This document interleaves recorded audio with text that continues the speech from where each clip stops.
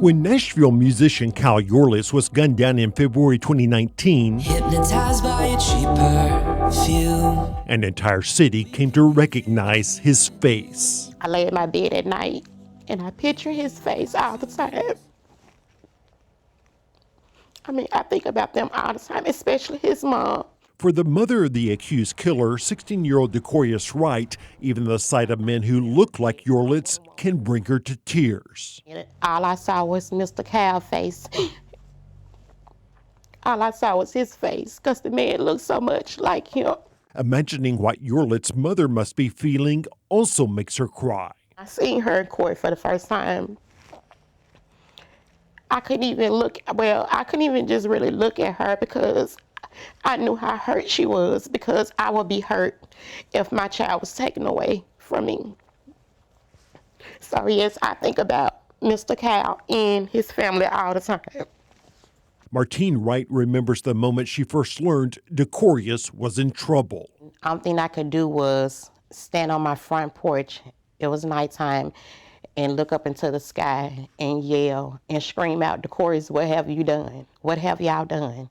You were devastated. Yes.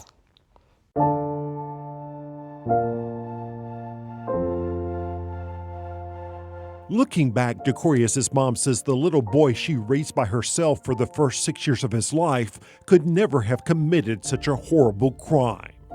He was like an average child, playful, loved to play with his friends outside. He loved his brother, his sister. One picture stands out in her mind. He looked so innocent and lovable. But around age 12, something happened with Decorrius. Not listening to the teachers, and being suspended. He was expelled from school, sent to alternative school, where he also got kicked out.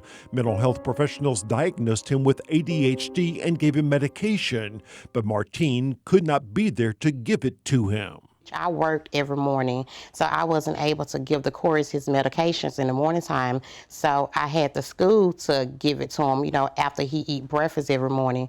So the school ended up letting me know that that they couldn't make Decorrius take the medicine if he didn't want to take it. So basically, he wasn't on the medication like he should have been. At 13, Decorrius was arrested with some other kids in a stolen car. He was given a probation officer and put on pretrial diversion.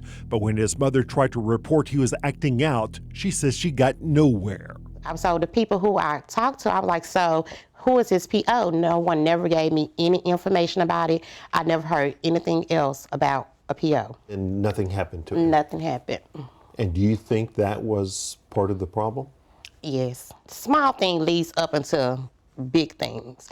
And when you start doing small things and not be punished for it, then sometimes you're gonna feel like, I can go out, and steal another car. And Decorrius continued to run away. Police would pick him up, take him to juvenile court, where they would call his mother to take him back home and start all over again. They basically told me in front of Decorrius' face that they don't do anything about runaways. And your reaction was what?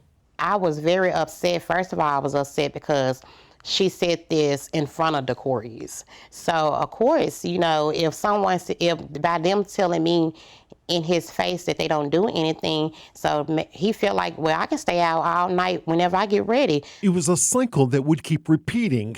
Martine tried calling various juvenile facilities that might be able to help before her son got into real trouble. And basically what they was telling me was that Decorrius had to have serious charges in order for them to accept him.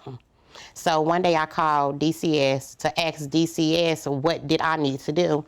Once I called them, they made me feel like I was crazy for calling DCS on myself. You just wanted some help in raising this child. Yes, to try to get him back, not as much as raising him, but to get him back on the right track. In late 2018, Martine sent Decorrius to Mississippi for a few months to live with his dad. But when he got home in December, the cycle continued. Arrested again for auto theft, picked up again for running away. The most recent time just 3 days before Cal Yorlets would be shot. Again, juvenile court called her to come pick up her troubled son.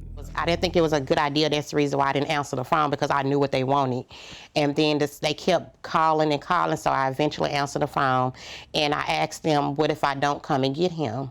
And their answer was? And their answer was, well, we will have to file child neglect charges. Against you? Against me, yes.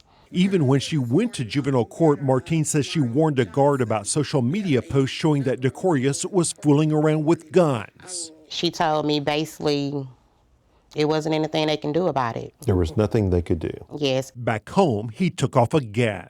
A brutal murder in broad daylight. Eventually, police called his mom to let her know Decorrius was finally in custody, one of the 5 juveniles arrested for the murder of Kyle Yorlets. I can't say that I blame the system, because the system isn't the one who pulled the trigger.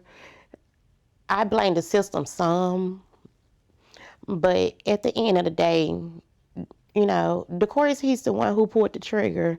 You know, they say he's the one who put the trigger. You think the system failed Decorrius? Yes, I do. If they would have been there, you know, when I was reaching out for help, maybe he could have been saved from this. Tonight, 4 dangerous teens are on the run after escaping the Juvenile Justice Center. And when Decorrius and 3 other juveniles were allowed to escape back in November, his mother was furious. So, you know, if a child can leave the facility and they've been locked up for almost a year, that's what they're going to do, especially when they don't know when they'll ever be able to get out again. So I blame the system once again, you know, for that. Now prosecutors are asking that Decorrius be transferred to the adult system and tried as an adult. I feel like that, of course, he have to do some kind of time, because Mr. Kyle was an innocent victim. But thing I'm saying is not his whole life. Still, she wonders how things might have been different for her son and for Kyle Yorlets if the system had not been so broken. This is like a nightmare to me and my family, a nightmare that I wouldn't want no other parents or families to go through.